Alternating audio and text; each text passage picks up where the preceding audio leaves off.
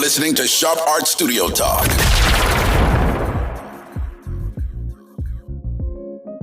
Hi, thank you for joining me.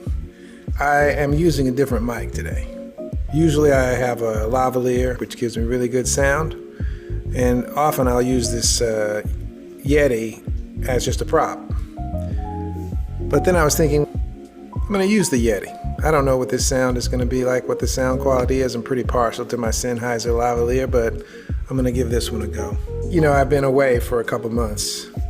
Couldn't wait to get back in the studio to start working. I had all these ideas and all these different projects that I had, resolved that I was going to go work on as soon as I got back. And I was going to do some video recording and some painting and some drawing and some this and that. And so I've been here now for 3 days. Been back 3 days, and I haven't done jacko. I've slept, I've done my laundry, I cooked some lima beans, and I think that's about it. Well, I straightened up the studio a bit. It was a bit of a chaotic mess when I left. Now that I'm back, I've straightened it up a bit. So anyway, all that to say, that enthusiasm about getting back into the studio and getting back to work, it's still there, but, it's slow going. I don't know, the process of just getting it going. Sometimes it's kind of hard just to pick the paintbrush up, dip it into some paint, and stab it on a canvas. It's just really hard sometimes to just get that first impulse in action. Last night, I was exhausted. I mean, I had moved boxes and done stuff and cleaned and rearranged, and I just exhausted myself. And so I guess it was about 11 o'clock, maybe 10:30 or 11 o'clock. I just said, you know what, skip it, I'm gonna get in the bed. And I got in the bed and I slept like you wouldn't believe. It was sweet. I was just so thankful to be back in my bed. It was just a really, really, actually just one of the best night's sleep I've ever had. And I've said this a lot. Some of my friends are just kind of over it listening to me because one of the reasons for that is my Thuma mattress, my Thuma bed and my Thuma mattress. One of the best investments I've ever made. The Thuma, if you're interested in the Thuma bed or the Thuma mattress, check my other videos because I have a video that'll show you the installation process or the setup for the Thuma bed, which is the easiest thing I've ever done insofar as putting a bed up, I've had all different kinds of things, from Jennifer convertible couches to platform beds to whatever, traditional box spring and mattress, that type of setup. But the Thuma bed, the easiest setup for a bed I've ever experienced, and no tools required, none, just these. And it just delivers. That bed delivers. And the mattress it's fantastic. So anyway, check my other videos if you're interested in the Thuma bed. Anyway, where was I? Oh yeah, so then I woke up this morning, and when my eyes opened, I looked out the window and I could see the sunrise, reflecting off the City Hall building. And it was just so beautiful. I mean, it really was just so spectacular. And in that moment when my eyes opened, I thought, wow, this is just so beautiful. I should get up, And I looked at the clock and it's 6:30 and the light was just so incredible. I thought I could get up and just start shooting some video right now because it's perfect. And I thought, you know what? I'm going to just go back to sleep. I'm going to sleep until I wake up. And so that's what I did. And I woke up probably about 8:30 and spent a little time reading my Bible, got up, said my prayers, made some coffee, and then proceeded to procrastinate. And that went on until about, 2 o'clock in the afternoon when I started making my lima beans, and then had to make some phone calls, and then I decided to do some laundry and iron my clothes and put those away and do some dishes, and now here I am. It's about 9 o'clock and I haven't done jack. I haven't painted anything. I mean, there's one painting that I put on the easel that I, intended to get to work on. I couldn't wait to get here to, get to work on it, and there it is. But I haven't done anything. Maybe it's just me. Maybe, I don't know. I wonder if other artists have that experience. Like, it's in me. I know what I want to do. I know exactly where I want to go with it, or at least the direction in which I want to start, and then the process will take over. But I know what I want to do, but it's just like that moment of just doing it, just taking that paint out, just starting. It's no small feat. It's no small hurdle. So I'll just finish my coffee. Maybe I'll get after it here in a minute. In the meantime, I decided to watch a little while ago, some YouTube videos, some Louisiana Channel videos. I used to think, when I first became aware of the Louisiana Channel, I thought it had something to do with Louisiana, because that's where I'm from, Louisiana, but it's not. It's like I don't know if it's Dutch or something like that, but it's a museum in a different country, but it's called the Louisiana Channel. And I really enjoy it because they have some really cool documentaries and films about different artists. Last night I watched one about Marsden Hartley. I think his name is Marsden Hartley. Really wonderful documentary about this artist that I had never heard of. Forgive me if I got the name wrong. I could look and double check, but right now I'm pretty sure it's Marsden Hartley. Very inspiring video. And then there was one that followed that on Chaim Soutine. Beautiful work, wonderful stuff. And the way that these videos just sort of laid out the life of these artists. And insofar as Marsden Hartley, I think he was working in and around the turn of the 20th century. I think he was born in 1902 or something like that. Don't quote me on that number, but somewhere in there. But you learn about his life and his experiences and what drives and informs his artwork, and same with Soutine. And they were very encouraging videos to watch, because these are people who, they're not like, Rembrandt or Da Vinci or whatever. They're not masters at that level, or at that, I guess, in that context. They're masters of their own craft is what they are. They're masters of what they do. But, as far as history records them, or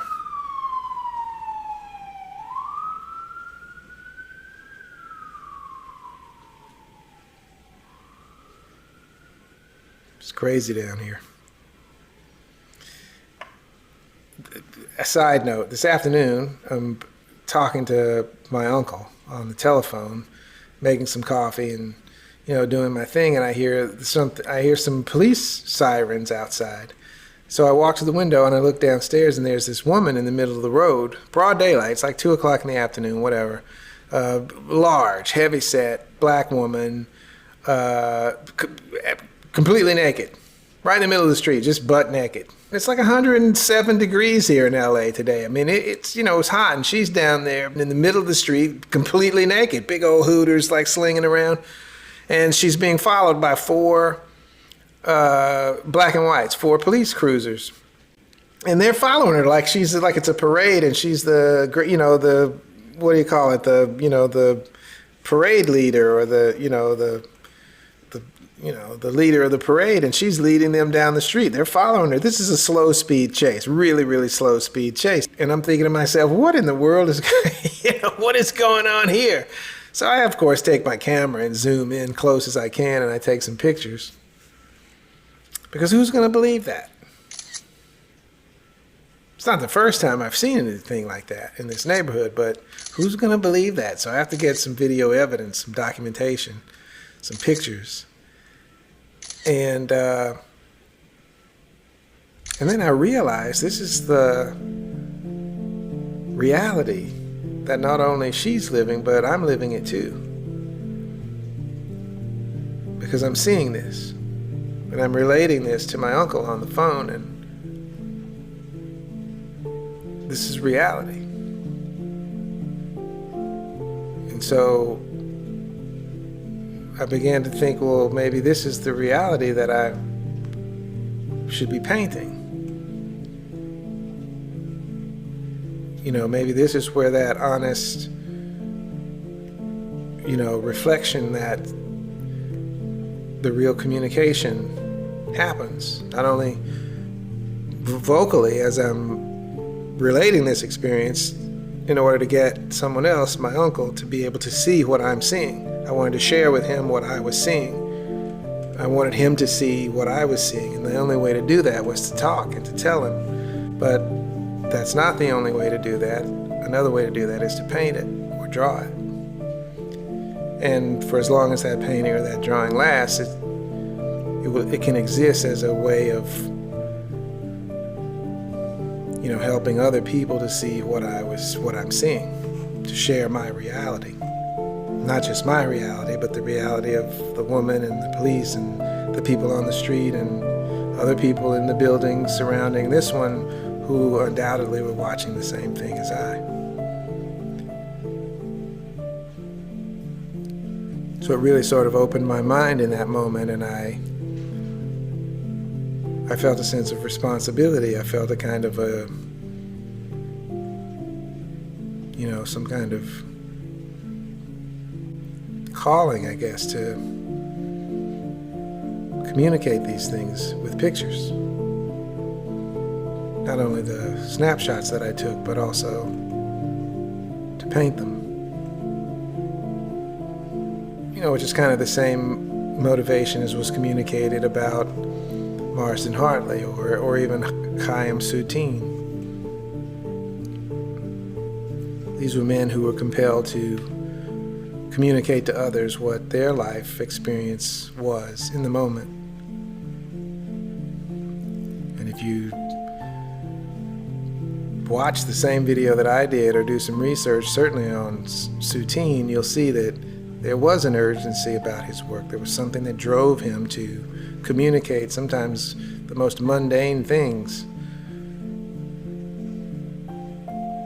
with urgency, with passion, with conviction, with purpose.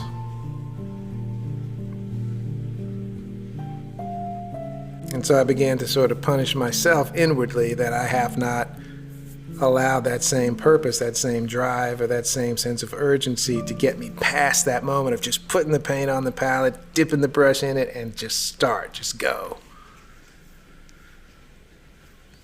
I'm contemplating, I'm looking at it and running thought experiments in my head about which way to go with it or what color to start with or how I'm going to proceed and this and that. And that's no way to go through life, tentative and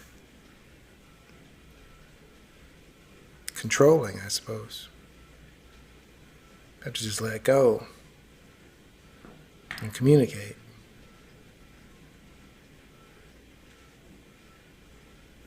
Just have something to say and say it, I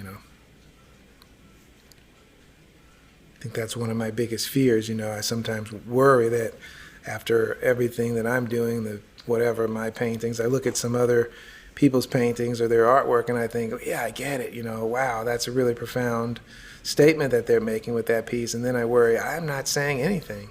I have nothing to say. My paintings say nothing. I worry about that.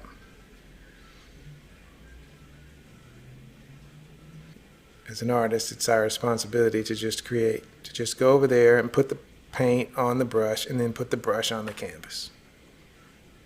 Just do it. And I will. But I've been away for 2 months. Now I'm back. And it's that moment of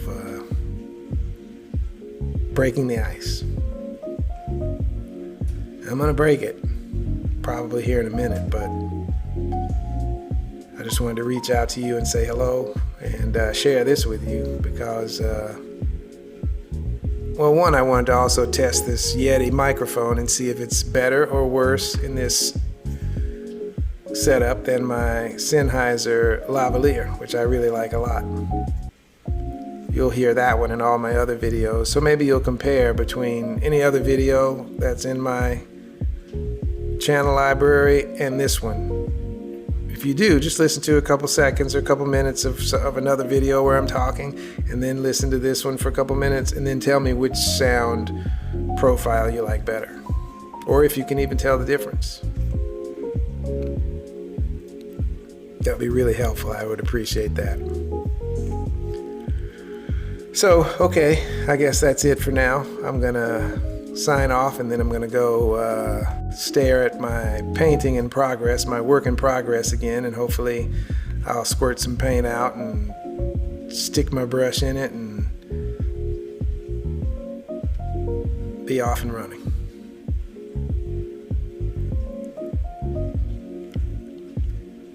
Thank you for watching. I appreciate it. And I'll talk to you later.